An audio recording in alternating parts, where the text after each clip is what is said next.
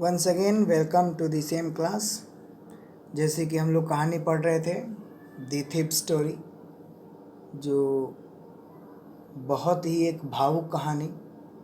अनिलेख जो युवा लेखक थे, जो अपने आप को चोर और उसके सहपाठी के माध्यम से कहानी को संदर्भ किया हमारे सामने।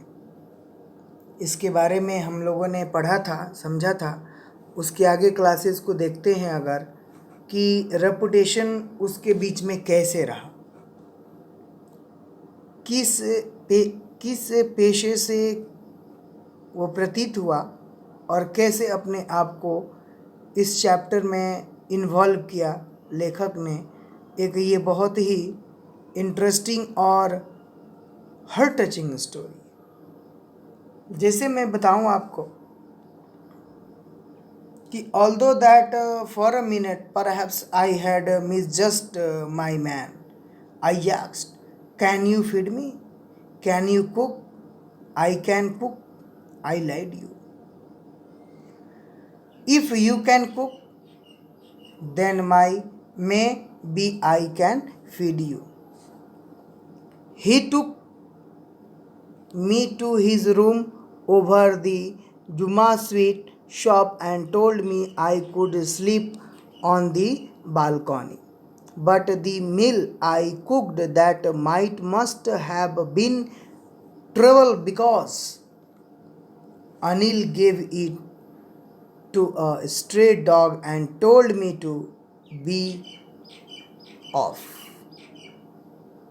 But I just hung around smiling in my most appealing way, and he couldn't help laughing.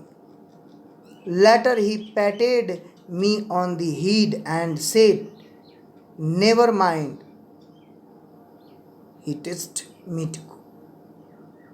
He also taught me to write my name and said he would soon teach me to write whole sentence and to old number. I was grateful. I knew that once I could write like an educative man, there would be no limit what I could achieve. Very interesting. Listen it. I was quite pleasant working for Anil. I made the tea in morning and then would take my time buying the day's supplies, usually making a profit of about a rupee note a day. I think he knew I made a little money. He was very disgusted in that situation and says little money this way, but he didn't not mind. देखो बच्चों, बात ऐसी है कि अनिल, जैसे कि मैंने आपको बताया कि एक युवा लेखक थे, वो अपने जीवन को बहुत ही लापरवाही से जी रहे थे। वो पत्रिकाओं के लेखक थे। उन्होंने अपने भाग्य अंदाजों में सारी चीज़ों की बात बताई। उन्होंने कहा भी कि इस संरचिता में हम कैसे पेश आएं, वो लेखक के सामने कैसे पेश आ सकते हैं। एक महीने बीत भी गया था। हरि सिंह ने भी अनिल जो थे उसके लेखक, उसके साथ they never mind how to pretend to be the animalizing person to be the right on the path. We should determine where we should work, how to work on the real way to the path. जब लेखक अपने बात को समर्पित किए तो लेखक की बातों को समझने के लिए अपने आप को चोर माने, कहानी में प्रेस किए। इसे हमें क्या सबक मिलती है। अनिल अनियमित कामों से पैसा बनाता था। इस सारांश का यही हुआ ना। कभी कभी वह पैसे उधार लेता था किसी से, और दूसरे दिन जब उसके पास पैसे नहीं हुआ करते थे तो वो दूसरे लोगों से उधार लेकर उस लोगों का उधार चुकाता किया करता था।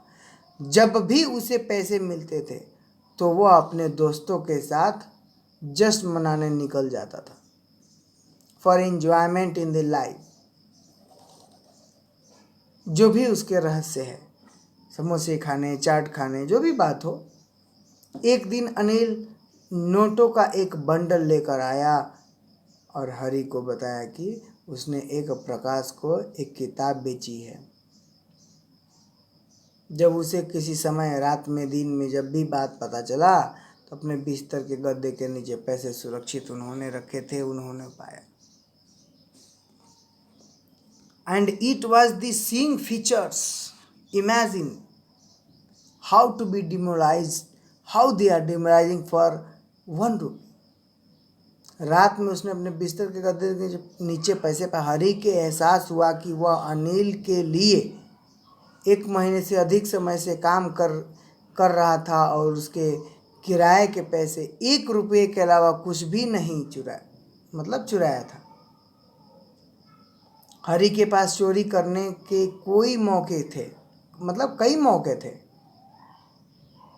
क्योंकि उनके पास कमरे की चाबी थी, लेकिन अनिल के उस भरोसे पर उन्होंने छोड़ दिया था। ये हार्ट टचिंग स्टोरी है डियर स्टूडेंट, और इस कहानी को पढ़ने के समझने के लिए हमें धैर्य जुटाना होगा। We, the factual of the story, come to conclude that what we should determine to the next point.